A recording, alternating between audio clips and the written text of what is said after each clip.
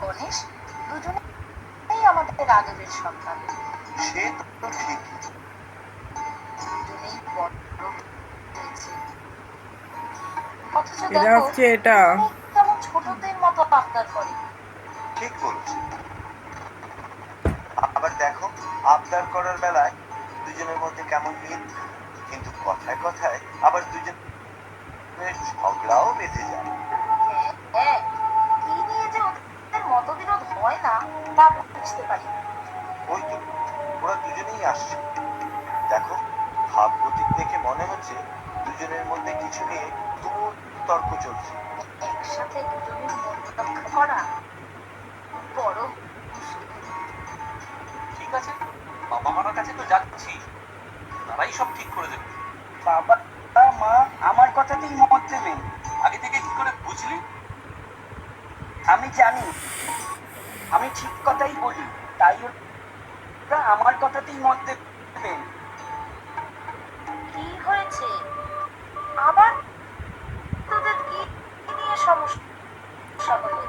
মা, ভাই কিন্তু বড্ড বাড়াবাড়ি করছে। মোটেও না, আমি কোনো বাড়াবাড়ি করছি না। কি হলো আবার তোমাদের মধ্যে?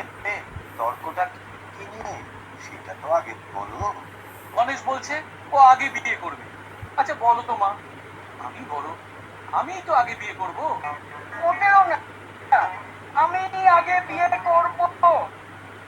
গণেশ, তোরা বড় হয়েছিস, তোদের বিয়ের কথা এখন আমরা ভাববো। রীতি অনুযায়ী তোর দাদার আগে বিয়ে করার কথা। দাদার বিয়েটা আগে দিয়ে নি, তারপর তোর বিয়ের কথা ভাববো। না, আমি এ কথা কিছুতেই মানবো না। আমি আগে বিয়ে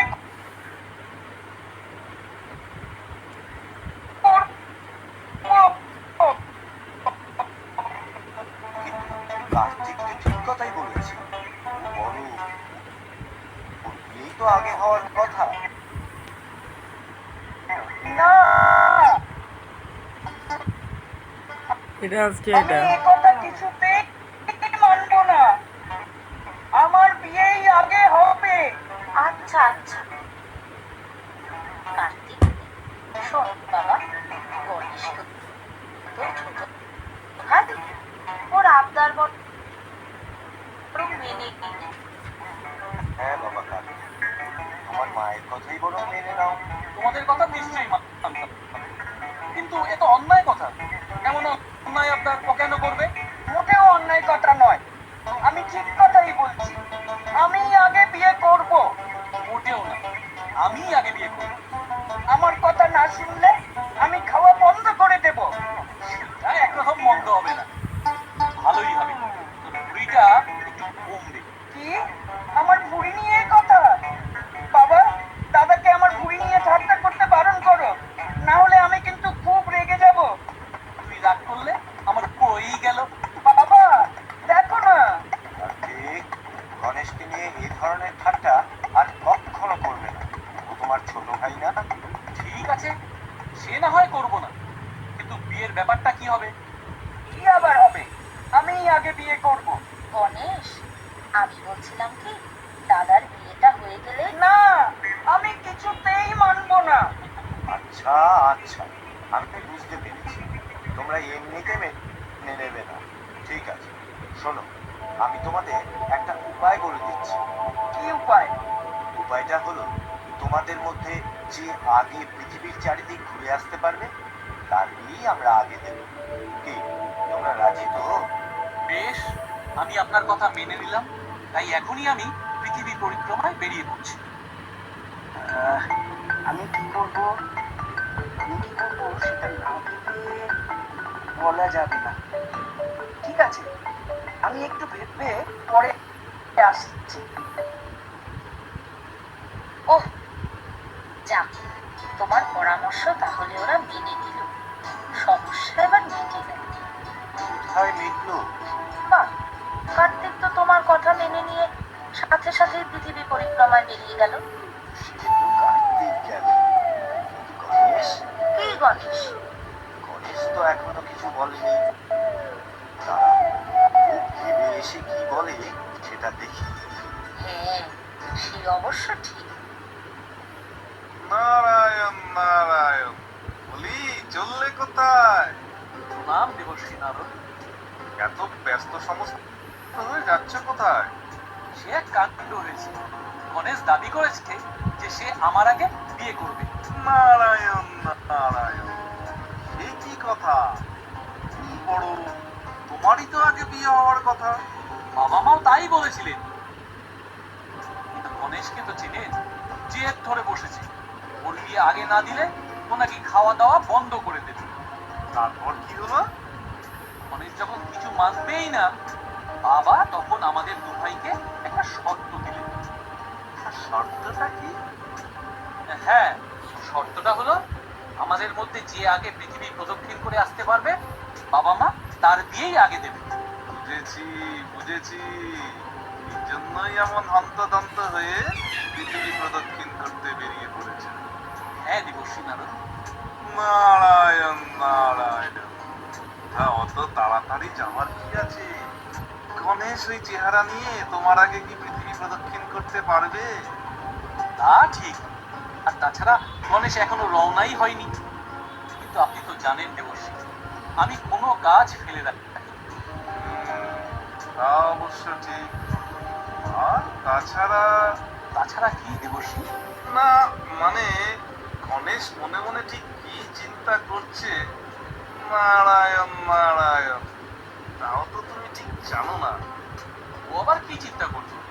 নারায়ণ নারায়ণ, সে তো ঠিকই, তবে তোমার বাবা মাও আমি যতদূর জানি তোমার ছোট ভাইকে খুবই স্নেহ করেন, তাই তারাও এই ব্যাপারে কি চিন্তা ভাবনা করছেন সেটাও তো জানা দরকার।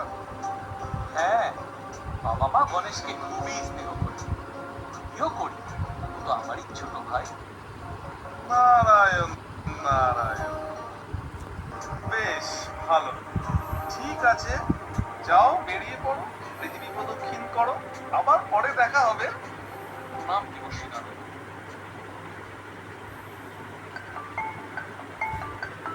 ওই তো গণেশ আসছে। বলো গণেশ, তুমি কি ঠিক করলে? বাবা মা, আমি তোমাদের পুজো করব। বেশ তো, বাবা মায়ের পুজো করবে, এ তো খুব ভালো কথা, নিশ্চয়ই করবে।